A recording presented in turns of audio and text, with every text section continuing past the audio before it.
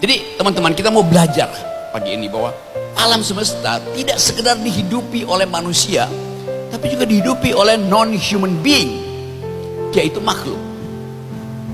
Nah, semua yang kita sebut makhluk itu berhak mempertahankan eksistensinya. Apa dasarnya? Sama-sama ciptaan Tuhan. Saya, Ustadz Somad, ibu pembaca puisi tadi itu, kalau kita meninggal, kita sama-sama bangkai, sesama bangkai dengan bangkai kucing, bangkai gajah, bangkai semut. Gak ada bedanya. Kita sama-sama diurai kembali oleh ibu bumi menjadi mineral. Kita sama-sama jadi biomasa. Tubuh saya adalah biomasa. Kotoran kucing adalah biomasa. Di situ kita belajar tentang kesetaraan makhluk. Nah, sekarang kita lagi berupaya di dunia ini, di seluruh dunia orang bicara tentang environmental ethics, hak lingkungan. Jadi ada perpindahan subjek hukum dari manusia pergi pada alam itu. Kita sedang berupaya untuk membaca paradoks-paradoks itu. Memang masih banyak debat dalam ilmu hukum. Ini ada sungai ini. Kira-kira 10 tahun lalu ada sebuah sungai di New Zealand, Selandia Baru, yang karena perjuangan para pecinta lingkungan, si sungai itu diberi hak penuh sebagai subjek hukum. Anda tidak boleh kotor dia, bahkan Anda tidak boleh cemplungin sesuatu di situ, Anda tidak boleh ambil airnya, Anda hanya boleh lihat dia mengalir. Sungai itu diberi subjek hukum penuh, seolah-olah sungai itu manusia.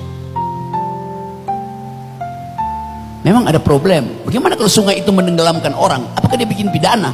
Sungainya mesti dipenjara tuh. Problem filosofi muncul dari situ. Tetapi problem itu menimbulkan satu diskusi panjang di dunia sekarang ini tentang subjek hukum baru di dalam persahabatan antar makhluk. Jadi hal macam ini memang seolah-olah apa sih, kok bisa, iya, tetapi ada bagian yang tersembunyi dalam alam semesta yang kemudian dikenali oleh mereka yang berpikir dan dimunculkan sebagai problem sekaligus solusi. Dimunculkan sebagai problem oleh mereka yang berpikir. Ikra. Mereka yang membaca alam semesta di dalam teks naturalnya mengerti bahwa di belakang alam semesta kita mesti baca tanda-tanda kecerdasan yang diberikan oleh Allah Subhanahu wa Ta'ala.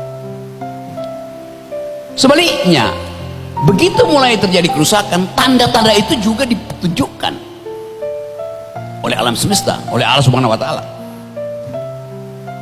Kalau saya nggak salah ada surat, nanti Pak Ustadz yang selalu menjadi referensi saya tuh. Sudah kami tunjukkan sebagian dari akibat kerusakan yang dibuat oleh manusia, supaya mereka belajar dari kerusakan itu. Surat Ar-Rum ayat 145, benar.